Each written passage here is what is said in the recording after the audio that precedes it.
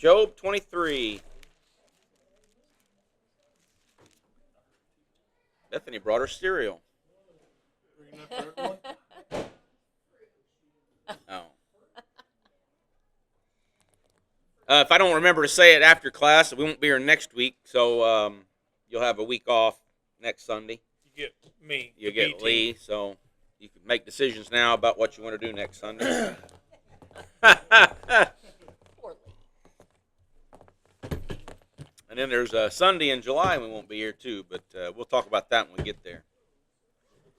Job 23. So the same narrative continues. I mean, it seems like there's no end to this, but I say that to say the end is very soon in these narratives between Job's friends and himself. We'll talk about that today, and then starting the next time we teach, why the narrative shifts away from Job's friends. We don't hear about Job's three friends anymore after this lesson. We'll have a fourth friend show up later on in the book that rattles on for some time, and so anyway, the narrative will change after today's lesson. So we'll say it that way.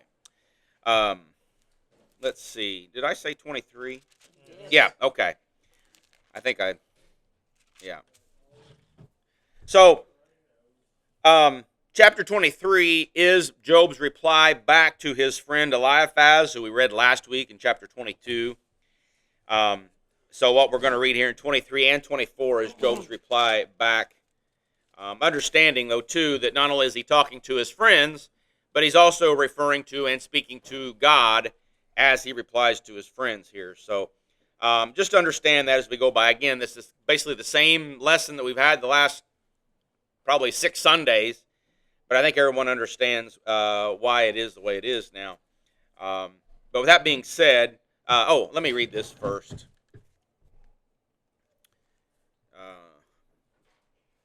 In Job 23, Job complains of his calamity and especially of God's withdrawing from him. So we'll see that being played out here. And especially of God's withdrawing from him so that he could not get his appeal heard, nor discern the meaning of God's dealings with him. So again, Job still doesn't understand why all this is going on. But as I mentioned from chapter 19, verse 25, when he mentions out loud, "For I know my Redeemer lives, and he shall stand in the latter day upon the earth." From that statement, Job's attitude has changed, and he's not blaming God for any of this. He's just seeking answers. And we'll see that being played out. But the trouble and terror upon him, he, in the midst of these complaints, he comforts himself with the assurance of God's clemency and his own integrity before God, which God himself was a witness. So understand, Job is not necessarily complaining here as he was earlier, as much as he is now seeking answers and comfort from the Lord. And again, we'll see that as we go through chapter 23 and 24. So with that, we will start. Hopefully we can get through chapter 26 today. 4 chapters. Wow. Yeah. Job 23. Then Job answered and said, "Even today is my complaint bitter. My stroke is heavier than my groaning.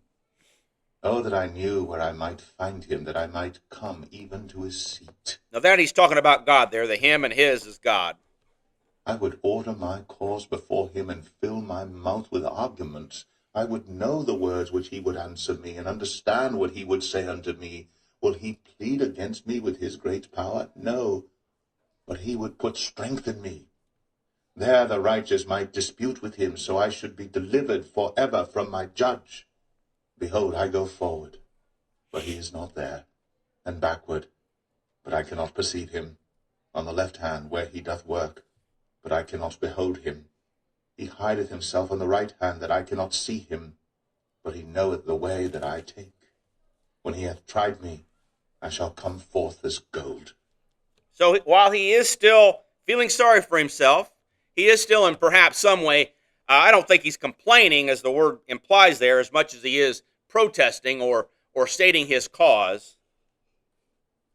But he understands here, if I was able to stand in front of God, I would know what he would say to me. Because Job knows, and we've talked about this many times, Job knows that he's righteous. Job knows that he's done no wrong. And so he knows that if he could actually just stand before God and look at him, he knows that God would say, yes, you're approved, or however you want to say that. Notice what he says in verse 6.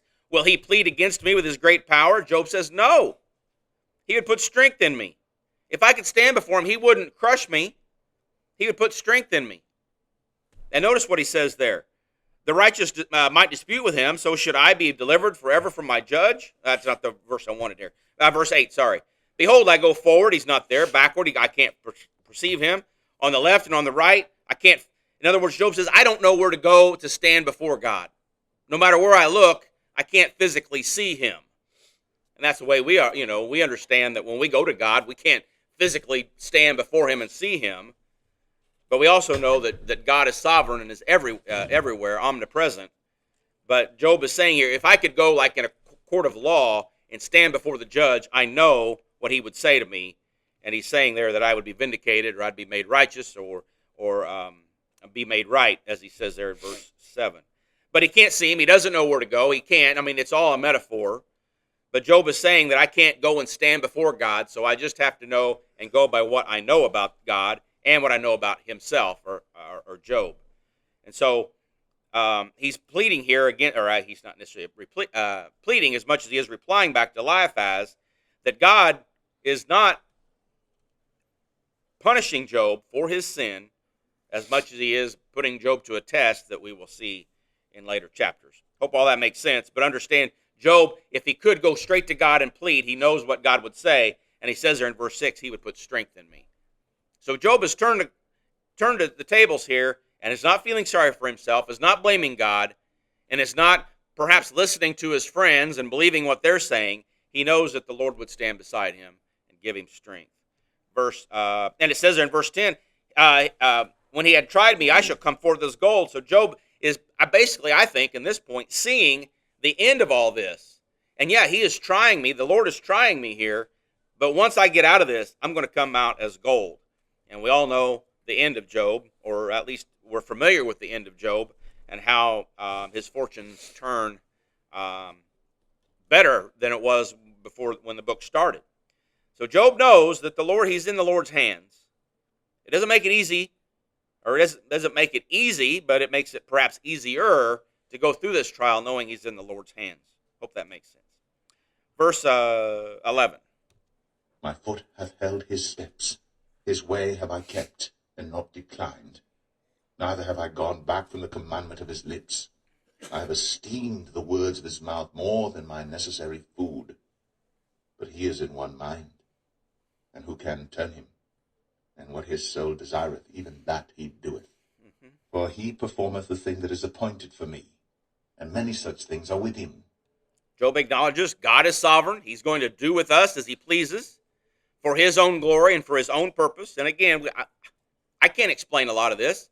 I can't explain why good people go through bad things. I don't have an answer for that other than God has a purpose for it.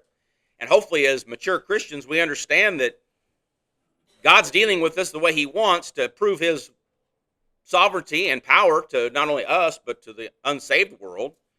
So we can't necessarily strive to know why God does what he does. But Job says there, he's of one mind, verse 13. Who can turn to him? Or who can turn him? Who can change God's mind? Verse 14, he performs the thing that is appointed for me. And many such things are with him. Job is realizing at this point, perhaps not so much in the prior chapters, but beginning at this point here, he's fully understanding that he's in God's hands. And God's going to do with him what he wants. But he understands there in verse 10, I shall come forth as gold. And we as Christians, we should understand that no matter what God puts us through, in the end, maybe not on this earth, but in the end, we will come forth as gold because God is putting us through the refiner's fire. It doesn't make it easier, I suppose. You still got this oppression perhaps that you may be feeling when you go through stuff. But I think if we can get our minds tuned to the fact that God takes care of us and we are in God's hands, it helps us to maybe not necessarily understand, but gets us to know that we're in God's hands and we're here for a reason, and we need to find that reason. And I think this is where Job is at this point. He's going to do what he wants to. Verse 15, Therefore am I troubled at his presence. When I consider, I am afraid of him. Now we think about that. Job's thinking, well, if I'm in his hand, he can do with me whatever he wants. And so for that, perhaps Job does have some type of fear of the Lord. Everybody's looking down. Everybody okay? You all right? Yeah, it's my Okay. child. Oh. So in some way, Job is afraid of God because who knows what God will do to us. I mean, really. But go back to what Job said in verse 10, I shall come forth as gold. I'm in his hands. Verse 16. For God maketh my heart soft, and the Almighty troubleth me, because I was not cut off before the darkness, neither hath he covered the darkness from my face. Now, chapter 24 is just a continuation of chapter 23. There really shouldn't be a chapter break there. Job 24. So we will just continue. Anybody got anything with 23 before we go on? I don't want to drive right by it, though.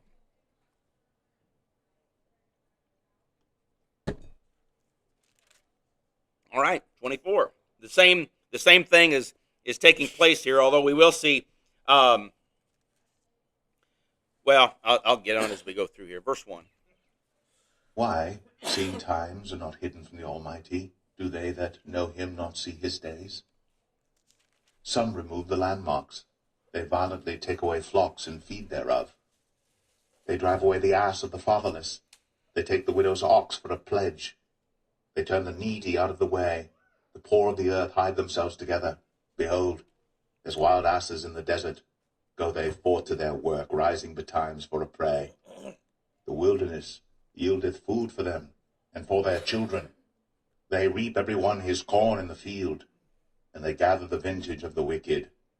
They cause the naked to lodge without clothing, that they have no covering in the cold. They are wet with the showers of the mountains, and embrace the rock for want of a shelter. They pluck the fatherless from the breast, and take a pledge of the poor. They cause him to go naked without clothing, and they take away the sheaf from the hungry, which make oil within their walls, and tread their wine presses and suffer thirst. I should have said this before we started, but Job here is talking about the prosperity of the wicked and how God deals with people in his time and in his way. And so, as you read through that, this is talking about the wicked here in verse 2, they remove landmarks. In other words, they perhaps steal land by moving the posts in the corners. They take violently the flocks. They drive away the ass of the fatherless. They take widow's ox for a pledge. In other words, they'll take a widow's cattle as a promise for payment, or like a what they call a bond. And then it goes on there. They take food from the children. They reap everyone his corn in the field. They gather vintage of the wicked. All these things that the wicked people do, and they seem to get away with it with impunity. And here's Job. He's saying, a righteous man that I am, I'm being punished in some way. God's going to deal with each people, each individual in God's time. And again, I refer back to, I forgot to write it down. I just now thought of this. Psalm 78, where you get to looking at the wicked and how they seem to get away with everything, and there's no worry in their life. Their cattle have cattle. Their fields grow crops. They have prosperity. There seems to be nothing bad that happens to them. They get away with everything. But we also begin to understand in all that how God will deal with them in their time. And Job is referring back in the same vein, thinking about the wicked and how they get away with everything. But he is going to come back and he's going to admit here that God's going to deal with these people. And again, he's replying back to Eliphaz here, because all of his friends, and especially Eliphaz in chapter 22, was telling Job once again, you're going through all this because you're wicked, Job. And Job is giving all these examples of all these wicked people having prosperity to counteract what Eliphaz was saying and his other two friends, in that you must be wicked, Job, to have this kind of punishment. Again, it's the same narrative that we've had for the last several chapters. But we're going to come to an end to all that here in chapter 27. So just bear with us as we get through this. But we see here the prosperity of the wicked through all these things, and they get away with things, it seems like. But as you see it played out here, we understand that they don't get away with it. God sees and God knows, and God will deal with people in His time and His way. And we can think of probably times now we think of wicked people getting away with everything. And we want vengeance, or we want God to snuff them out now. Well, God will do it in His time. So as we read through this, I probably should have said all this before we started the chapter, but I do this sometimes to make you understand I'm not perfect, and I do have... I know. You can talk to Tammy later. I can fill you in. I will say it is very hard to live with a perfect woman. Whoa. I assume it. Verse 12, yeah. Men groan from out of the city, and the soul of the wounded crieth out. Yet God layeth not folly to them. They are of those that rebel against the light. They know not the ways thereof, nor abide in the paths thereof. The murderer rising with the light killeth the poor and needy, and in the night is as a thief. The eye also of the adulterer waiteth for the twilight, saying, No eye shall see me, and disguiseth his face. In the dark they dig through houses which they had marked for themselves in the daytime. They know not the light. For the morning is to them even as the shadow of death. If one know them, they are in the terrors of the shadow of death. He is swift as the waters. Their portion is cursed in the earth. He beholdeth not the way of the vineyards. Drought and heat consume the snow waters. So doth the grave those which have sinned. The womb shall forget him. The worm shall feed sweetly on him. He shall be no more remembered, and wickedness shall be broken as a tree. So you see here, like verse 14, the murderer rise with the light, the killing of the poor, the eye of the adulterer waits for the twilight. All these things are happening at night where people typically won't see, but understand there as we get down to verse 18, he is swift as the waters, their portion is cursed in the earth, he beholds not the way of the vineyards. Drought and heat consume him, consume the snow waters, so does the grave those which have sinned. So again, there is an end to these people, even though it looks like they are getting away with it. There is an end to them.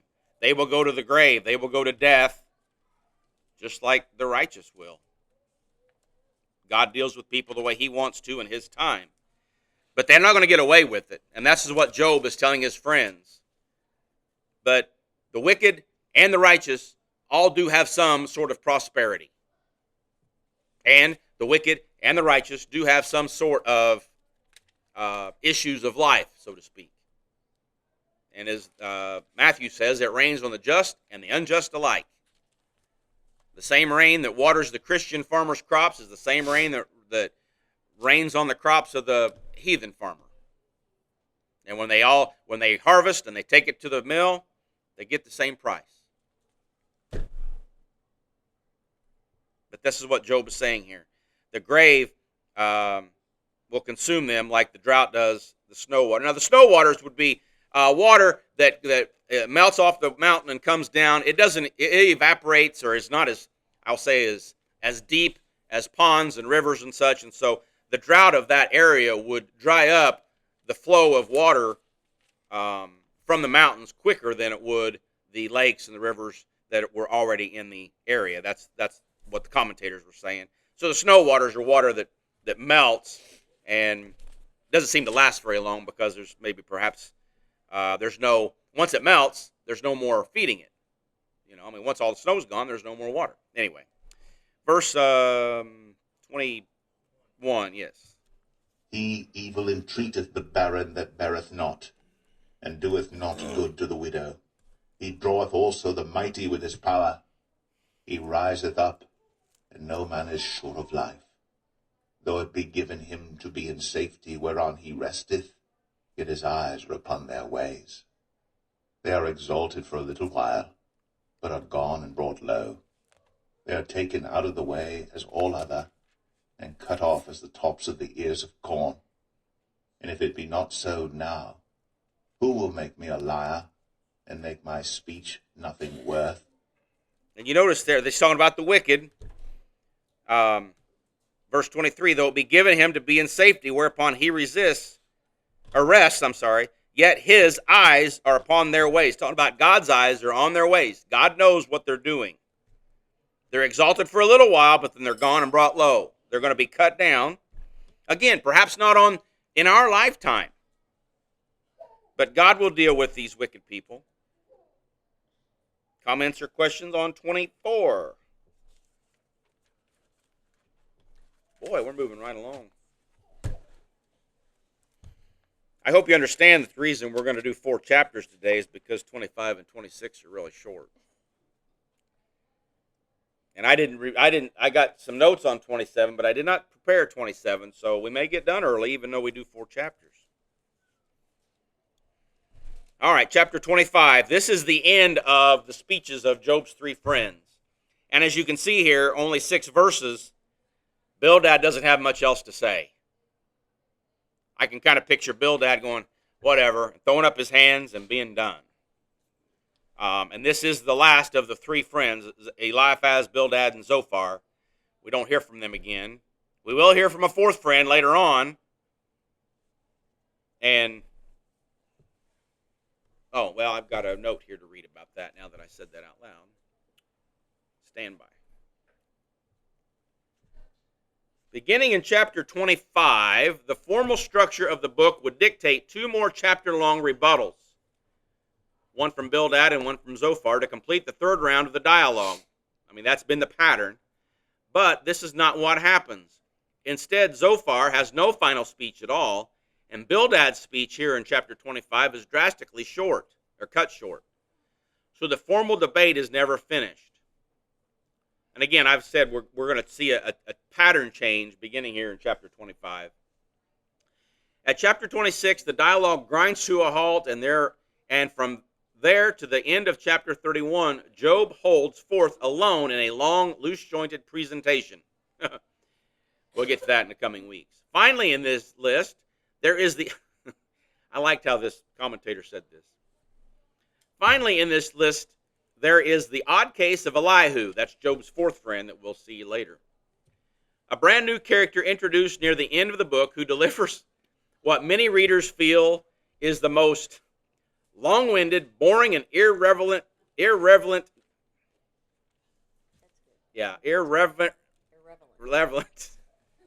discourse of all. Boy, I really butchered that up. There is the odd case of Elihu. I'm going to get this right. The brand new character introduced near the end of the book who delivers what many readers feel to be the most long-winded, boring, and irrelevant discourse of all. So I can't wait to get to hear what Elihu has to say for the commentator to say that of him. I think he shows up in chapter 32. Yes, chapter 32. So it'll be a while before we get there. So, all right. Chapter 25 this is Bildad. This is his 3rd speech. This is the last speech of the friends. Cut short because he doesn't. What else do you have left to say? Again, through it all, they've really not had much to say to help Job whatsoever.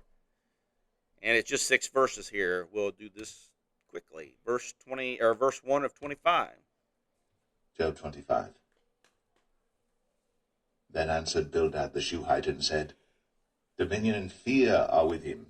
He maketh peace in his high places. Is there any number of his armies? And upon whom doth not his light arise? How then can man be justified with God? Or how can he be clean that is born of a woman? Behold, even to the moon, and it shineth not. Yea, the stars are not pure in his sight. How much less man that is a worm, and the son of man, which is a worm. So Bildad says, is there any number of his armies? Talking about God's armies. Is there any number? No. I mean, the angels are innumerable. It says there, how can man be justified with God? So it's impossible for man to have anything to do with God, right? Because God is so vast and so mighty, so powerful. and so awe-inspiring. How can a man stand before God and be justified? How can he be clean? He's born of a woman. A man comes from a man. The moon and the stars, they don't even make their own light. They're a reflection of God's light. And then, verse 6, how much less is a man than the moon and the stars? Man is just a worm. And the son of men are just worms. So, here Bildad showing that he really doesn't have much esteem for humanity.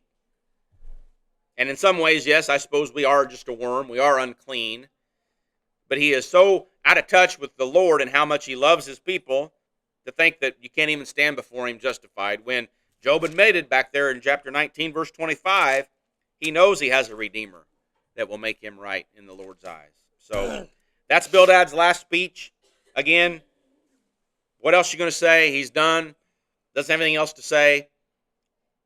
So he cuts it short and just gives up. And I picture Bildad going, whatever, Job, and probably walking away. We don't know. Chapter 26 is Job's reply, but whether he's actually listening or not, we don't really know. Chapter 26, Job's third reply to Bildad. Job 26. But Job answered and said, How hast thou helped him that is without power? How savest thou the arm that hath no strength? How hast thou counseled him that hath no wisdom? And how hast thou plentifully declared the thing as it is? To whom hast thou uttered words, and whose spirit came from thee? Now, in some ways, this is Job's sarcastic rebuttal back to Bildad. What have you done to help me? Here I am. I don't have any strength. I don't have any wisdom. But how have you helped? And again, we've seen throughout the entire book that none of his three friends have really helped him in any way. If anything, they've pointed his finger or their fingers at him and pushed him down and made him feel even worse, perhaps. And so this sarcastic reply back, all you've done is do a lot of talking and you've not helped anybody with anything. Some friends. Now, again, we have a fourth friend showing up later on that isn't going to help either. Verse 5. Dead things are fallen from under the waters, and the inhabitants thereof. Hell is naked before him, and destruction hath no covering. He stretcheth out the north over the empty place, and hangeth the earth upon nothing. He bindeth up the waters in his thick clouds, and the cloud is not rent under them. He holdeth back the face of his throne, and spreadeth his cloud upon it. He hath compassed the waters with bounds until the day and night come to an end. The pillars of heaven tremble and are astonished at his reproof. He divideth the sea with his power, and by his understanding he smiteth through the proud. By his spirit he hath garnished the heavens, his hand hath formed the crooked serpent. Lo, these are parts of his ways, but how little a portion is heard of him. But the thunder of his power, who can understand? Job points out to Bildad all this power that God has and how he has created the earth and how he's formed the serpent. He's caused the rain. He's caused these clouds to come. He's put waters in boundaries. For the most part, the ocean stays right where God put it. I mean, it'll come and go with the tide, but for the most part, the ocean is where it's at. And Job is pointing out all these powerful things of God. And then he says in verse 14, these are parts of his ways. We know this, but how little is the portion heard of him? How little do we really know of God? I mean, when you think about the vastness of God, the power of God, and then you think in your own mind how much you know of God, it's just a speck of the awesome power and knowledge, I guess, that God has. To compare what we know of God to what God knows of us is just a tiny speck. And Job is telling Bildad here, we don't know. We can make assumptions, and he's talking about Bildad here, about how God is, but we really don't know. Now, again, we have the full canon of Scripture to give us into the mind of God, but I don't think Scripture reveals everything about God. That Scripture just reveals to us what God wants us to know of him. And that being said, we are tiny in compared to God's power. And as such, I think this brings us back to help us understand that we're in God's hands. God will do with us what he wants. He's the potter, we're the clay, and what God wants for us, he's going to make for us. And we need to just be able to accept that. And I think sometimes it's hard. But with Job here, just like Job said, I'm in his hands. Whatever he does, I'm going to come out as gold. And I hope that we can have that same attitude that Job had. So that went